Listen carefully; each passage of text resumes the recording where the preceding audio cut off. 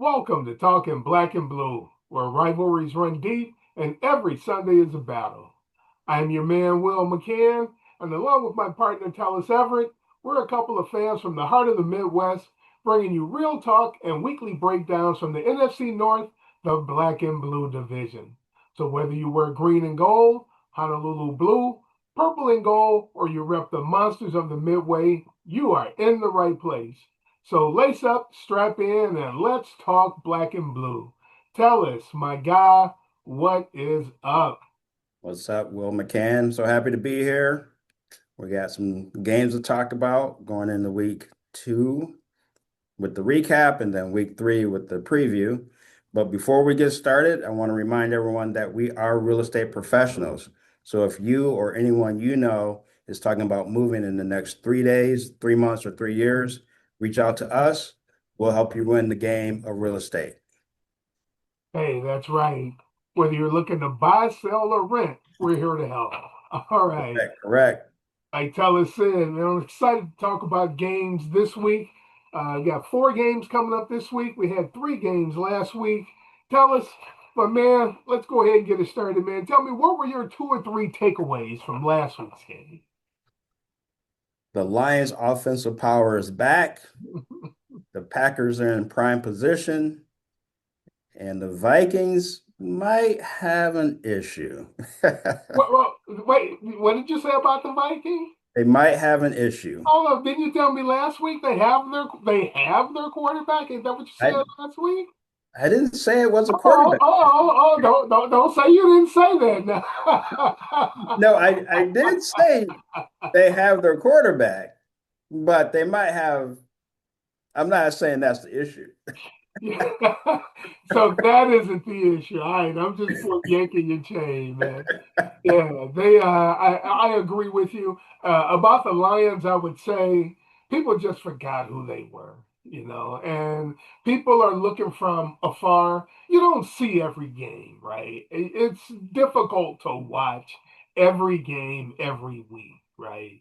So people are looking at stats, looking at highlights, and making assumptions. And their first game did look ugly, but that was a lot more.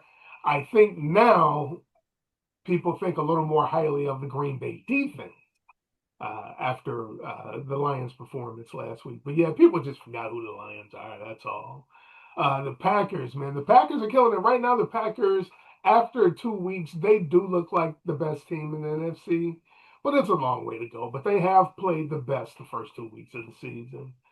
And yeah, Minnesota without JJ, I don't know though. They've got Carson Wentz. They have a veteran backup who can go in and get them through a few games before JJ comes back.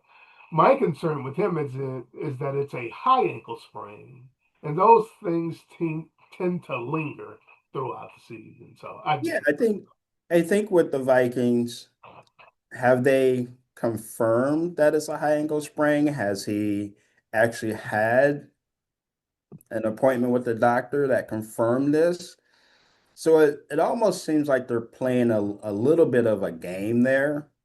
But the we'll see if the quarterback is the issue. I don't think the quarterback's the issue. The issue is their offensive line. yeah, I agree with that. Really. They just have too many Too injuries. many injuries on the O line, man. It's hard to play with that many backups, right? Right. And Right. it isn't just the the quality of the player. It's also the communications that has to go on with the offensive line, man, because they operate so much as one unit. And when you're putting guys in who aren't used to practicing and playing Mhm. together, it's difficult for them to get the communications down and for them to get their blocking patterns down, right? So yeah, that is the biggest concern for Minnesota. And Christian Darrisaw is one of the best O linemen in the league. So Mhm. you don't take a guy of that quality off your line and not have it affect your team. Right. Right. Yeah, I was concerned about JJ last week, man. A lot of his passes, and I don't know when he hurt his ankle. I haven't heard them say when it happened in the game. But man, he short armed a lot of passes. He was bouncing a lot of passes to guys, man, just coming up short.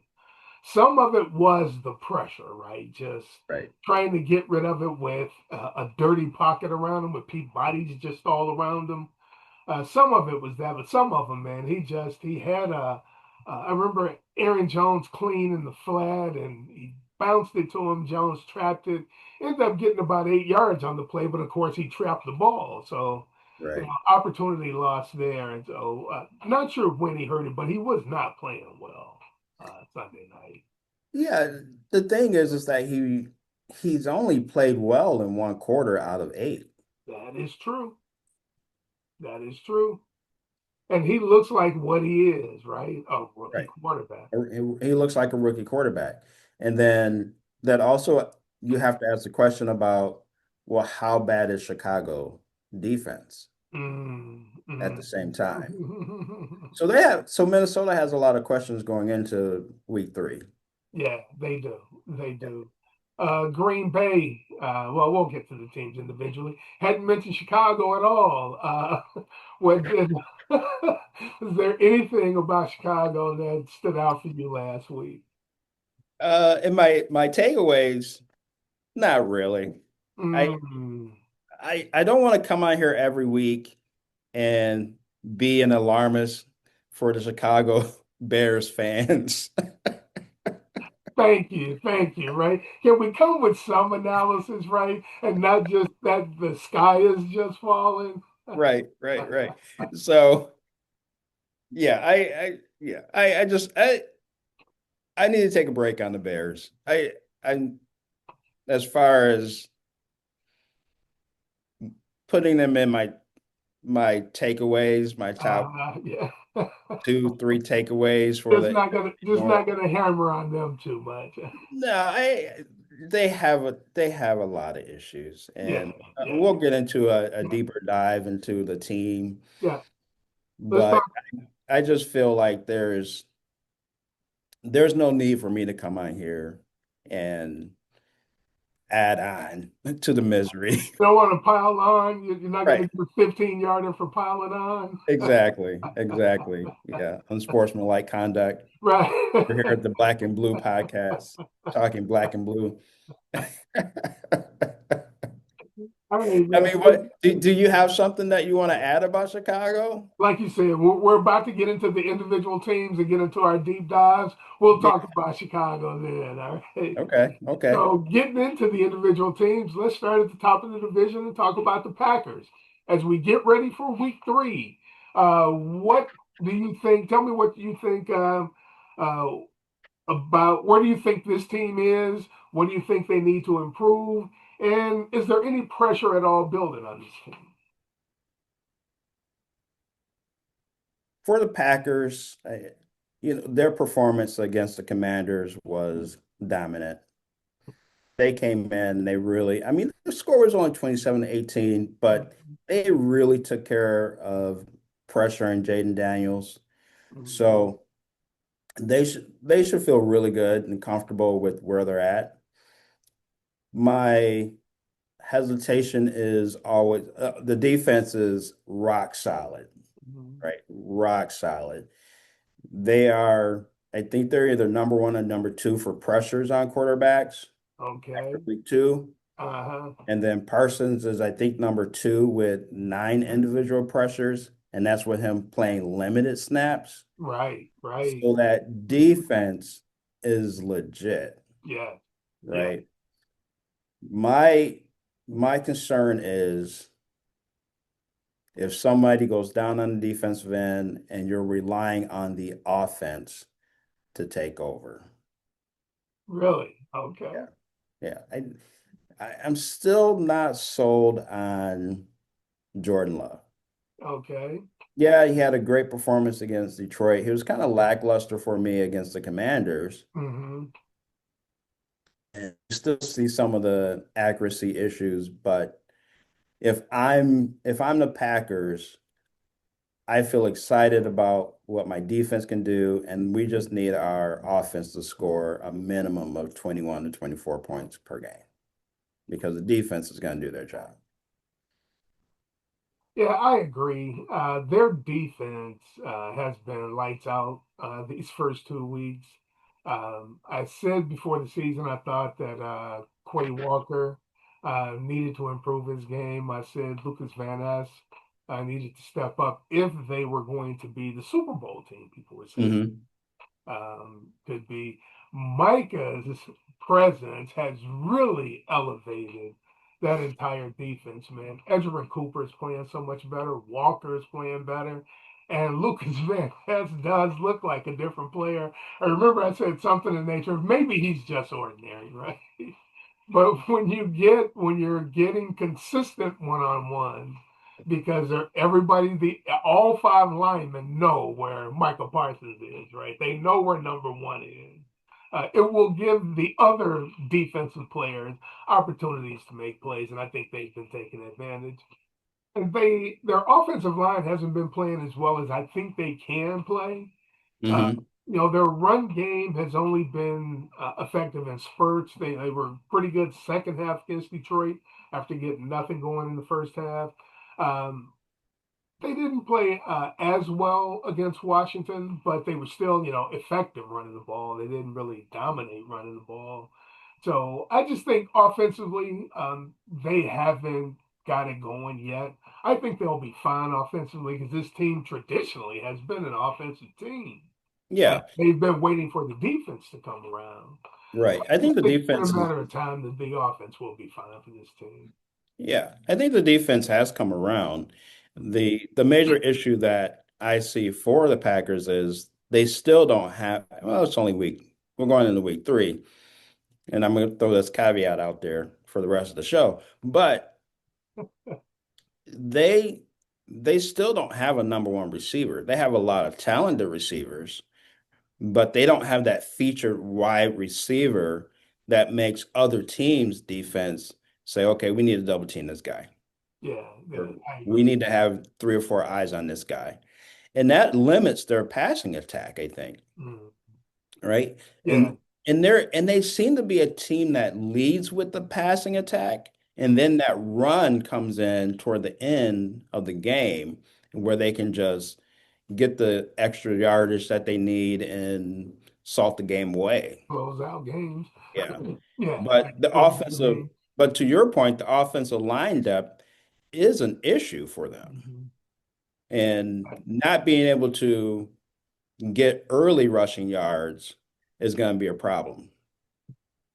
Yeah, I agree. They definitely got to get their run game going. Yeah, yeah. All right, and let's talk about the Detroit Lions coming off of a big win, a 31-point victory last week.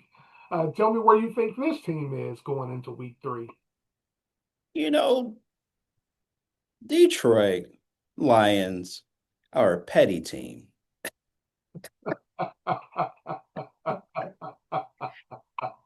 There was no reason to have a 52-21 beatdown.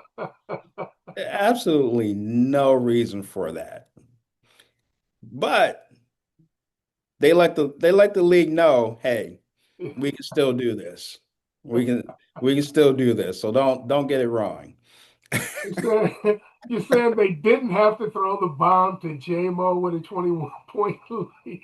No, you got your starters in the fourth quarter. Like you just so one of the things I feel like for Detroit, yes, that first game they were terrible, and most of it was the offense, right? They just Yeah, couldn't they yeah, just couldn't generate any rushing yards, and then right. they got behind and they have to pass. Yeah. So to see them come out this week, yes, it's against Chicago, and Chicago has a lot of issues in that defense.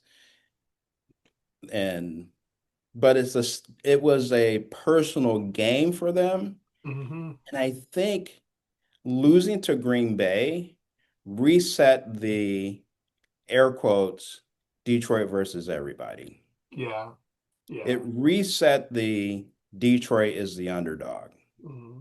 right? Because everyone's talking about Green Bay being the head of the class now.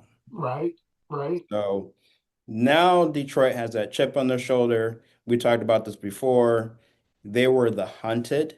Hmm. Now they can go back into being the hunter. Right. And I feel like there's a little bit of them that want to be the villain in the NFL. I'm just You so think that is something they want, or is it just coming because things like that happen to teams that are good, right? Once you're good, opponents of other teams will start to hate on you. You think it's that, or do you think they really desire to be, the I Raiders of the 70s? look, you put 52 on that team. Eh, The rest of the league's looking at it like you didn't have to do that. Yeah.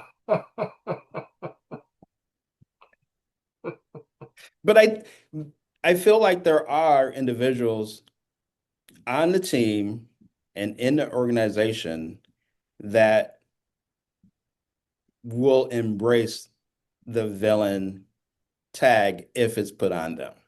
Okay. Have- And Brad Holmes is one of those people. Mm. So, but as far as performances go, Jared Goff was right on, right? Probably one of his career games right there. What did it have? Five touchdowns, Five, yeah. five touchdowns, three. 300 yards, 334 yards, five touchdowns. Yeah, three to Amon St. Brown, and then Brown. one to JMO. So I was it one or two to JMO? One that J-Mo should have had two, but he Yeah, got one. yeah. So I think that's the where Detroit is going, and I'm interested to see what happens in Baltimore. Mhm. Yeah. Yeah, I agree with And you. Go ahead. can they get the running game going? Because I think they need to have the running game in order to keep Lamar off the field. Yes, yes, yes. I would Yeah. agree. Yeah, this team, I think um, there was a little pressure building, I think, with this team, having lost their first game and not looking good, losing their first game, and understanding their issues are at the core of their team, right? Their foundation is their offensive line. And when you're struggling with your offensive line, that will throw off the rhythm of your entire offense and it will look ugly, right? And I think you can tell they put the emphasis on it because of Dan Campbell's post game speech in the locker room. And he started to talk about, not having communication issues, not having false starts, that kind of thing. You can tell that those were points of emphasis for them. So I think they are fine. Uh, where they are now. Defensively, I'd be concerned. They've lost Marcus Davenport. They didn't have a lot of depth on the edge to begin with. They missed out on the opportunity to re-sign Zadarius Hmm. Smith, and he's in Philly now. So I think that's a lost opportunity for them. So it'll be interesting with them going into Baltimore this week. Uh, Struggling with a running quarterback. Uh, you know, they've traditionally struggled. So we will see. The last time they played Baltimore, I think they scored 38, and it was Lamar was killing that game. I think it was like 34-6 or 34-7 or 31-7 at one point. And I think they ended up winning like 31-17, something like that, or 38-17. But yeah, this game will be important for them, for Detroit to see where they are Right. overall as a team. Yeah. Defensively, I'd be concerned about this team right now, though. They've Yeah. not looked good against the run since the first half of the Green Bay game. Green Bay ran the ball on them effectively in the second half, and all game Chicago was effective running the football. And for a defense that hangs its hat on stopping the run, they have not looked good the first 2 weeks. So I would definitely be concerned. And they've been the line was a little bit better, excuse me, last week against the pass, but they've not been effective at all running the football. And I think Dan Campbell's concerned about that. Right. That line, the offensive line is a problem.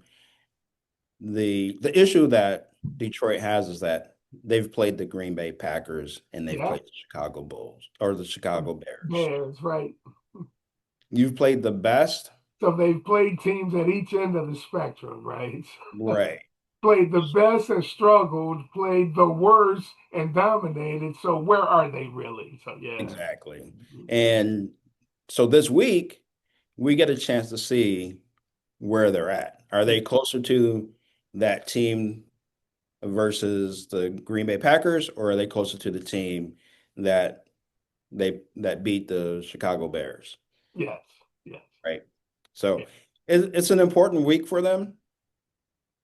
They get a little extra time because it is a Monday night game, right? That's Monday night, correct, Yeah, yeah. So they correct. get a little extra time, but you have played Lamar 3 years.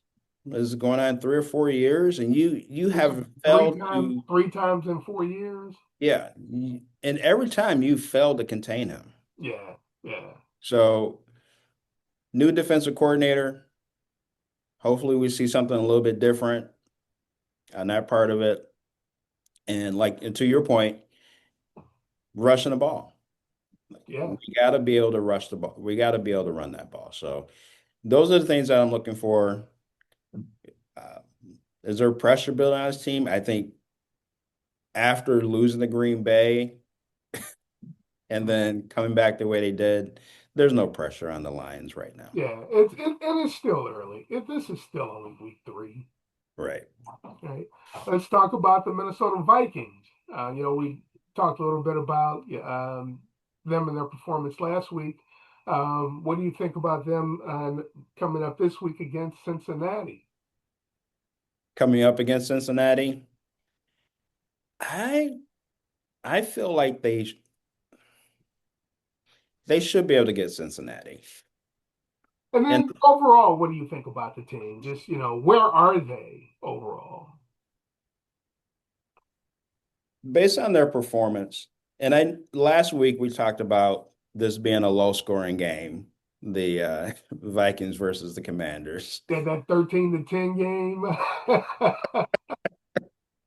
I thought about you at one point in the second half of that Green Bay Philly game. I mean, not Green Bay, KC Philly game. The score in the third quarter was 13-10, so I got a little chuckle out of that. Like Right. this game might end 13-10. Right, Yeah. exactly. But for Minnesota, I feel like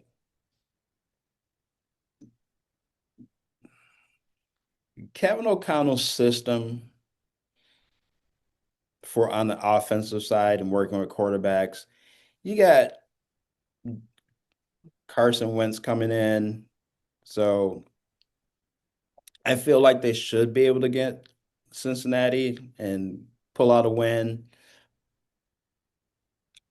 But are they offensively capable of overcoming the injuries that are on their offensive line? That's that's the big question that they're going to have. They're because of the injuries, they have a lack of cohesion. Your quarterback is not getting the time that he needs. You might have a little bit, you might have a little elevated play because you have Carson Wentz coming in, but man, I feel like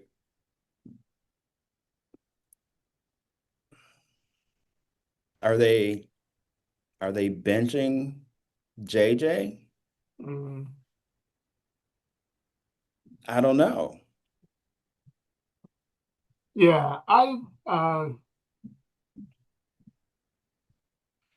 the concerns for me with Minnesota, like you said earlier, really is their offensive line. Because they haven't been able to run the football because, they haven't been getting quality play out of their O line. Until they fix that issue, they are going to struggle offensively. They've had performances. They were good enough last week defensively to have won that game until they just wore down at the end. Even though Atlanta kept moving the ball between the 20s, once they got in the red zone, the D buckled down and forced field goals over and over again. Um, so I think they're fine defensively. I know they've got to be concerned about Van Ginkel being injured, and Grenard went out in that game also. Hmm.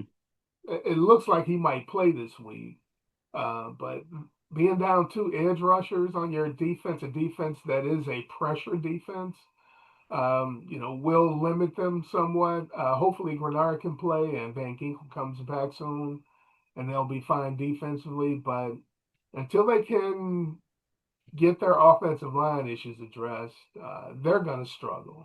And again, until Darisaw comes back, I think it's going to be hard for them to consistently, if they get into situations where they are behind and have to pass the football, I think they're going to be in trouble because I don't think they're going to be able to effectively block the blind side, Hmm. or they're going to have to dedicate too many resources to it to really get anything effectively done in the pass game.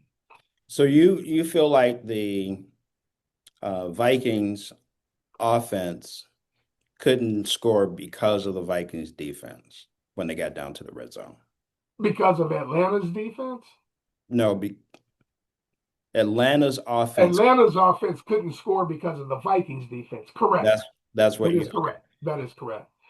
My I take the opposite. I feel like Atlanta's offense bogs down when they get to the red zone, Mm.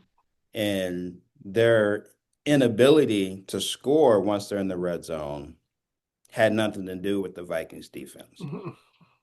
This is why I called a low scoring game last Uh-huh. week. Right, right. And you're right. I was wrong. That 13 to 10 game was what you said the Vikings and the Bears is going to be. You said 17-6 last week, Minnesota over Atlanta. So Right. yeah, you didn't think Atlanta was going to score any more than 6 points. Exactly. Right. Because they've had a problem the last year and a half Mm, scoring in the red zone. mm, I don't know what it is, what the scheme is, or what the issues are, but they have a problem. And I will also go back to when what's the quarterback's name? What's his name? Panic. Penix. When Yeah, Penix was in Washington, he had a problem converting in the red zone too. really. Yeah. Mm. Yeah, if you go back look at the stats, he had a Uh-huh. problem converting in the red zone. And I don't understand I don't know what it is, but that guy has a rocket and he can throw people Got a open. quick release. He Yeah, really gets it quick release, from it decision flies. to out of your hand. It's quick with that Yeah. guy. Quick release and it flies. So Yeah. he's great with that long ball and can throw the receivers open. But there's something about that offensive scheme where it just bogs down once it gets to the red zone. So I feel like the Vikings defense, although they played well enough to keep them Mhm. out of the end zone, I feel like it was an inability for the Vikings to or for the Falcons to score. Yeah, I think we'll just agree to disagree on that and see how that plays out through the Yeah, season yeah, yeah. Right. because just getting on Atlanta, and I know they're not a North team, but they are a team, I like to watch from afar because I like Bijan. Hmm. Um, Hmm. a team with Bijan Robinson and Tyler Algier should not have problems scoring in the red zone, right? And the fact that they were so effective between the 20s running the ball is why I felt it was Minnesota's defense Hmm. because when they committed the resources to stopping the run in the red zone, it's to put them in pass only situations. You're one dimensional now. We're ready for you to pass the ball. We know you're going to pass. And that limits the windows that are available to the quarterback. And Hmm. Penix is smart enough not to throw the interception, not to try to force it. We'll just kick field goals all game and play defense if we have to. Yeah. Keep managing the game until Minnesota's defense ran out of energy at the end. That last drive, I don't even know if Atlanta ran the football. I mean, passed the football, but once. in a Right. 9 play drive. They just kept running the football and No, ran that drive all the way into the end zone. I So, agree yeah, with you as it'll be far as interesting to see as we go through the season right, how that defense performs because I actually think they're pretty good. right. Yeah, I agree with you as far as Atlanta settling for the field goals. Yeah. It's like, hey, we can win this game if we kick Well, 3 or 4 field goals. We can win this game. and it is, and every team wants to play complementary football, right? They know they're playing defense well. We just need to keep putting points on the board. Let's not give away points. Let's not leave Minnesota in this game and give them an opportunity to think they can win. Finally, let's get to the Chicago Bears. So tell me what you think about them going into week 3. How do you feel about the I'm not going to say they have a problem. Bears? How, and I'm not going to say I told you so. But I think I said during the Talking Black and Blue podcast preview for the Chicago season preview for the Chicago Bears that they could be 0-5 by the time they face the Saints on October 19th. I was going to point that out because I actually wrote down the next 3 games for them. They're home against Dallas this week, on the road against Vegas the following week, on the road against Washington the week after that. So that's week 3, 4, 5. Yeah, they could be 0-5 with 2 games on the road looming. That's why this game is so important for the Bears. It's important, but the issues that they have are gonna it's still gonna outweigh if they win or not. Right? Mm, They could beat the Cowboys, but the issues they have are not going away. okay. And the issues that they have is that they need to improve. I'm not going to put it on Caleb, but they need to improve everywhere. Defensive line, offensive line, running the ball. Everything needs to improve for them. And I feel like they just don't have the talent in all the positions. I feel like and the reason I point out that the Saints game is Mhm. because the Saints are probably as bad as Chicago, Yeah. and Chicago could get a win against them. That you see that one as a winnable game. I see that as a win. It should be a winnable game. Now, is Caleb going to make it to that game, Mm. or are we going to see was it Tajant? Tyler Bagent.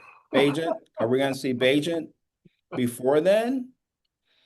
Simply because Ben Johnson needs, I think he knows that his offensive scheme works.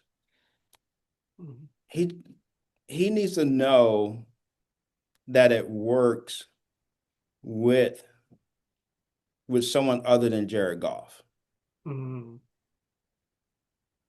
You see where I'm going with this? Yeah, yeah.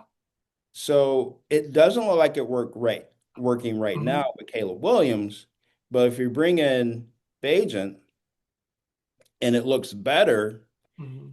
then Ben Johnson can say, I'm on the right track. We just need to get Caleb on board.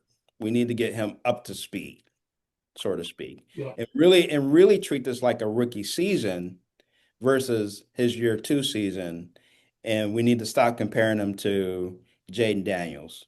We need to we need to just compare him to, JJ, or because we're treating JJ like it's his rookie season Mhm. I because agree. he didn't play. I agree with you. I agree with you. Yeah, So I I think agree those with are the issues. yeah, I agree with you 100% about Caleb, man. I think we ought to start looking at Caleb as a rookie. If you look at Caleb,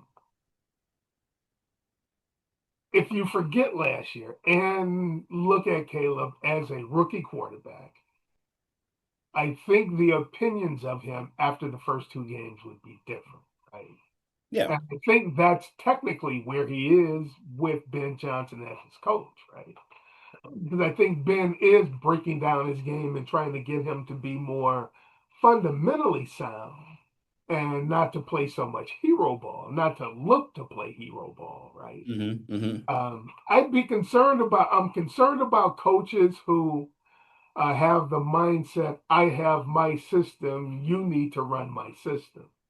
I think the more effective coaches, the more successful coaches will alter their systems around the personnel that they have. Yeah. Now, they may have, if you have the opportunity to select your own players, then you have somebody who you think is ideal for what you want to do, right? For Hmm. philosophically what you want to do. So, yeah, I would agree with you there. Yeah. Philosophically, Caleb might not be the guy to run the philosophy that Ben wants to run, right? Yeah. But that's going to take some. It's going to take some time because I don't feel Caleb has any foundation to his game.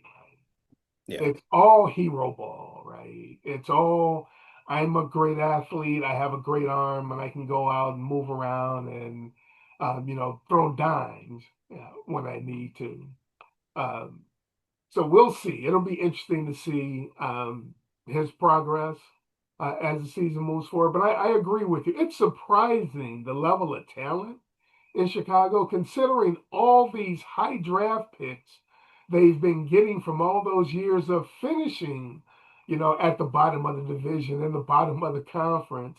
And their level of talent is surprisingly low for as many high picks as they've had. Yeah. I'd be concerned about that. And that leads me to a point. And you said something about the personnel, and then you just end it with the level of talent that they should be getting.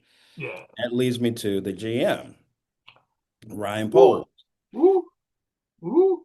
When we're talking about, is there pressure building on this team? There's no pressure on the Chicago Bears Mm, team, but mm. there's pressure on Ryan Poles.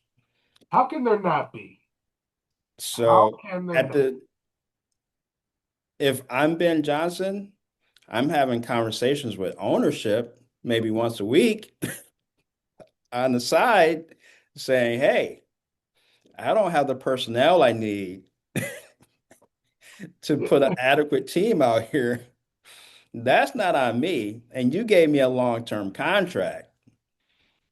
Yeah, I That's would. a, that's a delicate rope to walk there, right? It is a delicate. He'd basically be undermining his boss It's a. if he did that, right? It is a delicate rope, but he saw it done in Detroit. Um, well, those guys came in together though, They had they had the head coach first. but that was only by a week or so. They didn't hire the guys together. I mean, that I agree with. Yeah. Um, and I think the coach should be the guy in charge, right? Not Hmm. the G. The GM should work for the coach, I Yeah. think. Yeah. Yeah. Um, but yeah, uh, I agree with you. I agree with what you are leading to the outcome should be. I just don't think Ben is the guy to be the one to do it, right? Or to be the one to say it. Because then you've got the issue of whoever the next guy is. It's Well, why do I want to go there? That guy will undermine the GM, right? So you yeah. The don't want to get the rep of being that guy either. but Ben doesn't have to say anything. That's what I'm saying. It's all That's what out I'm there. saying. It's all out there in the It atmosphere. will be And evident. Ben just has to remind the ownership, I don't have the personnel I It need. will be evident. That's all he has to say. I don't Yeah, have the personnel I need. it will be evident. I agree. I agree. We're all saying what Ben Johnson doesn't have to say. Yes, yes. Everybody else will be saying it for Ben, right? Everybody else is saying it. Exactly. Yeah, Ben will not have to say it himself. All Uh, right. So let's get to predictions. Let's talk about predictions for this week. All right. We've got first game up is Green Bay at Cleveland. Tell me your thoughts on that game. yeah, so the Packers versus the Browns, I think this is going to be a one-sided game. I think the Packers, I think they're favored by more than a touchdown. So if I'm looking at predicting the score in this game, I'm looking at 28-6. Ooh, Yeah. They're just gonna they're just gonna continue what they've been doing on just the going to continue to dominate the way that dominate on the to defensive start the end. season. And you're gonna see Micah out there just in these exotic packages. And yeah, it's not gonna be a pretty It's game. not going to be pretty. No, it's not gonna be pretty. And I think you'll get to see them rushing the ball, the Packers really focusing on trying to rush the ball and create that type of mentality. And yeah, at 28-6, I'm gonna keep it respectable. All right. Green Bay's getting 8 in that game. Wow. The over under is 42. Wow. 8. That That's a lot in the NFL. is a lot. Anything more than a touchdown is a lot. Yeah. Yeah. Yeah. Yeah, I agree. This will be the Packers' first road game of the season. Hmm. So I think we won't see as clean a performance from them. I still think they will control and win this game because Cleveland just doesn't have much. Uh, don't know at what point or where Cleveland is going at quarterback position. So far, they haven't played as well as they usually do on defense, and I expect them to play a little better defense at home this week, keep it a little closer. I think it'll be a little lower scoring, but I still think Green Bay, this will be another game that they will get out in front and control. And I've got Green Bay 24-13 in this game. Okay. All right, let's go to Baltimore for Detroit at Baltimore next week. Who you got there? What do you? Lions versus the Ravens. Ravens, when we talked about this, the Lions have a problem with the Ravens, and they've haven't been able to stop Lamar from running and just gashing them yards and yards. But I feel like the Lions are they're going to go in there and it's going to be a tight game. So I got it at 31-28 31-28. Who? for the Lions. For the Lions. Oh, okay. All Yep. right. Yep. So I'm Oh, looking for a close game. The Lions know their history versus Baltimore. mhm. So yeah, I think they go in there riding the high from last week, determined to take a game. Because at Yeah, the beginning of the season, this was a loss for me. really. Okay. Yeah, And that's why it's hard to do that. And everybody does it, right? I won't say everybody, but most fans do it. You go through every game, win, win, win, loss, that thing. And then it actually adjusts as the season goes. I like to always correct. go back and look, where was I right? Where was I wrong? That kind of thing. Right. And a lot of times, what will happen is a game like this, because you were expecting the Lions to come into this game 2-0, and maybe Baltimore's riding a little bit, or in a situation where they need the win more than Hmm. Detroit does. In this game, you got a couple of teams coming in 1-1. The loser of this game will again have a losing record for the second time Hmm. this season. Hmm. Both teams will be looking to avoid that. I expect a tight game also. I'm such a Lamar fan. I'm such a John Harbaugh fan. Um, I expect Baltimore to take this game at home. So in this one, I expected the score to be close to the same, though. I've got Baltimore 31, Detroit 27. Okay. Okay. We're kind of on the same wavelength there. Yep, yep, it's going to be in that range. Whoever turns the ball over the fewest I think will win that game. Right, right. All right, let's go to Chicago. And let's talk about Dallas at Chicago. Got the Cowboys, got the Star going up to Right. Chicago this week. So I was looking at this, and maybe you can update this for me, but Chicago's favored by a point and a half. Give me a second here. You're like, that just has you thrown off totally. That just cannot be right. It can't be right. It can't be Give right. me a second. Oh,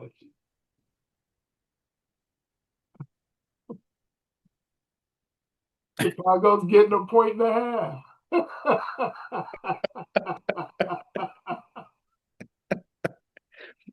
Oh, you know So, what? It may have changed. Say I take that back. okay. It opened as Chicago at 1.5. It's currently Dallas at 1. Okay. So All right. Dallas, I, I feel better. Dallas is giving a point now. With that being said, I don't have an upset pick of the week. And it was gonna be a lot. That messed up your upset of the week. It was gonna be a stretch to say that that was gonna be Was an an upset of upset. the week with Right. a 1.5 point underdog. But Right. Right. I, I don't see the Bears coming out with a win on this game. Uh, Dallas is looking pretty good offensively. I Yes. think they still have some issues defensively, Yes. but the way Chicago folded last week against Detroit, Mm, I just don't see them being able to bounce back from something like that and get a win against a pretty good team. Dallas is a pretty good team. So I yeah. got it scored. I got it close. So I have it 24-20 Cowboys, but I'd be surprised if the Bears get over 10 points. Yeah. Only two scores. That's it. Yeah, yeah. Couple field goals, Yeah. So that's where I'm at. Yeah, I agree with you. Dallas has really been effective on offense so far this season.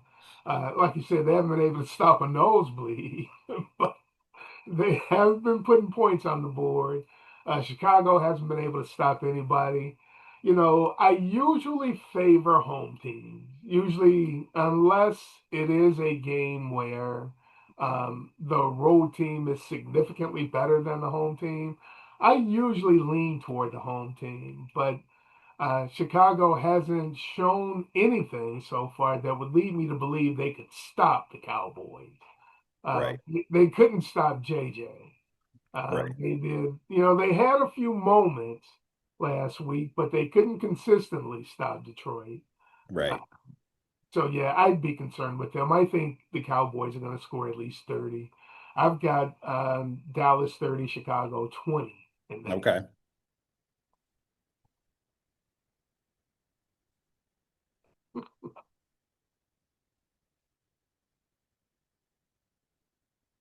Okay, lastly, we have Cincinnati at Minnesota. That's a Cincinnati without Joe Burrow at Minnesota. I still have the I still have Cincinnati winning the game. I got it at 21-10. Mm, I would say for the Vikings, you want to see what the offense is going to look like with Carson Wentz underneath the mm, at quarterback. So even though Joe Burrow's not going to be available, I think the Bengals team is better than the Vikings team. mm. So when you were talking about offensive line, defensive Hmm. lines, Hmm. um, those type of things. Bengals have a really they have a decent defense. So I, yeah, I'm leaning Bengals. Okay. And you said 21-10. 21-10. Yeah. And this one I've got Minnesota 27-17. Okay. I think I'm expecting the Minnesota's at home this week. Yeah, like I said, I'm usually leaning toward home teams. I think this is a week Kevin O'Connell works his magic with a quarterback that he manages through a game. Cincinnati has won games with Jake Browning playing quarterback. So that is, something positive in their favor, though. I think with Cincinnati's offensive line this week, I think Minnesota's defensive line gets healthy this week against that line. I think they give Jake Browning all kinds of fits. I think Cincinnati's going to find it troublesome to score, which I think will give Minnesota an opportunity and give Carson Wentz an opportunity to score some points in this game. So I've Yeah, got Minnesota 27-17 in this one. yeah. I don't have a problem being wrong about this particular game because there are so many unknowns there, especially at the quarterback position and what's going to go on there. Um, but yeah, I'm comfortable with what you said. But Yeah, man, the right and wrong of it is inconsequential, in my opinion, man. It's the discussion and the fun of talking crap over being right and wrong. right, right, exactly. That's all. That's That's what the I'm saying. only That- significance of it whatsoever, bro. And the people with I know what I'm talking about, I know what I'm talking about, man, no, you don't. Because on any given Sunday, any bounce of the ball can go any way, and any team can beat any other team. All right, man. So, after as we have completed going through all the games, got any final thoughts for this week about what's going on in the division so far, man? We're moving into week 3. I feel like the season is, that train is moving now. The season's full bore, and we're getting into the routine of seeing games every week.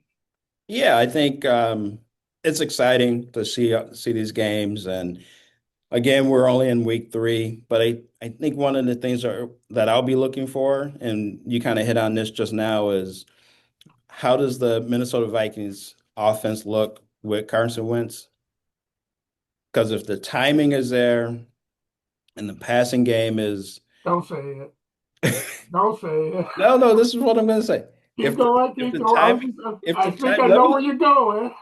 let me get the if the timing is there and the passing game looks more consistent, more like a Sam Darnold led Vikings team,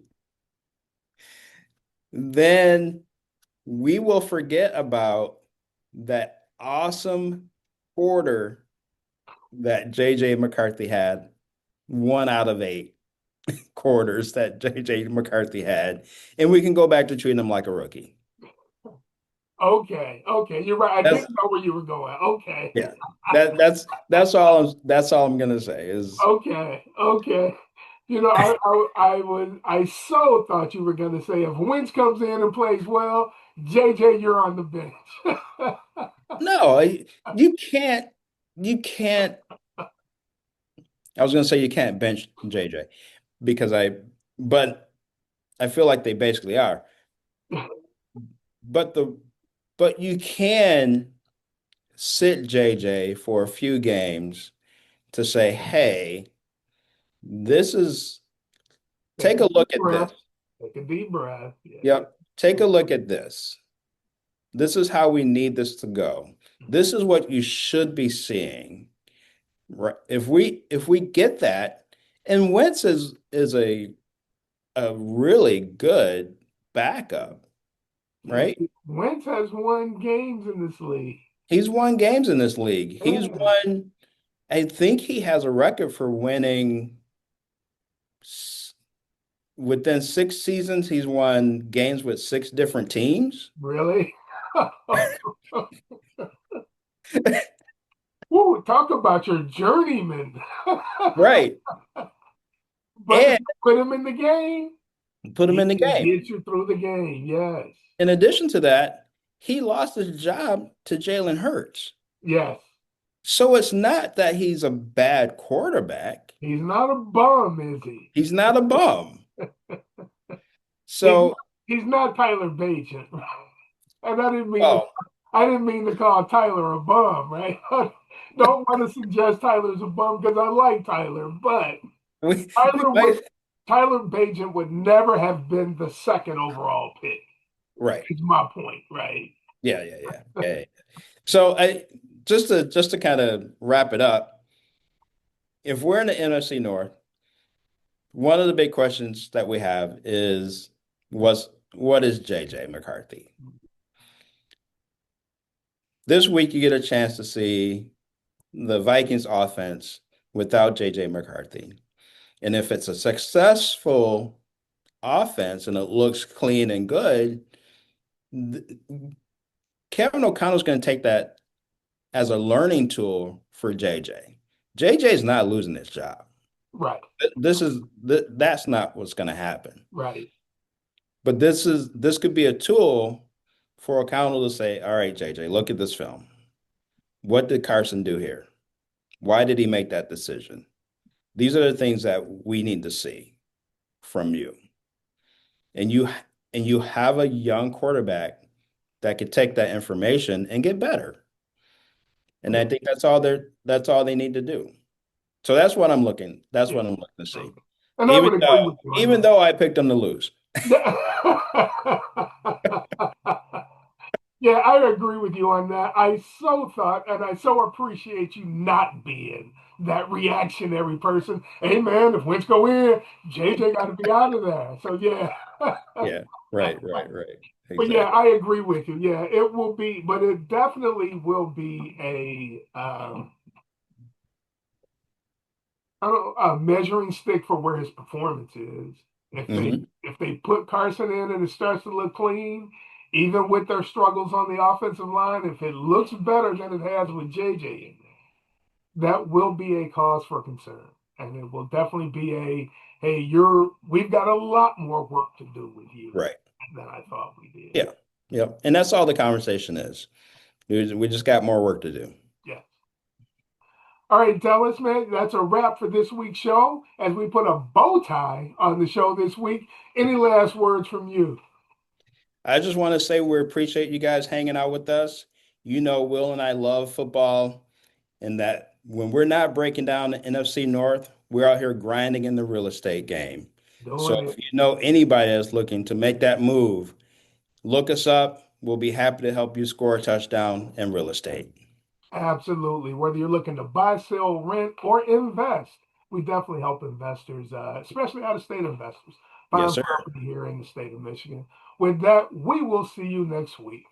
And we are out.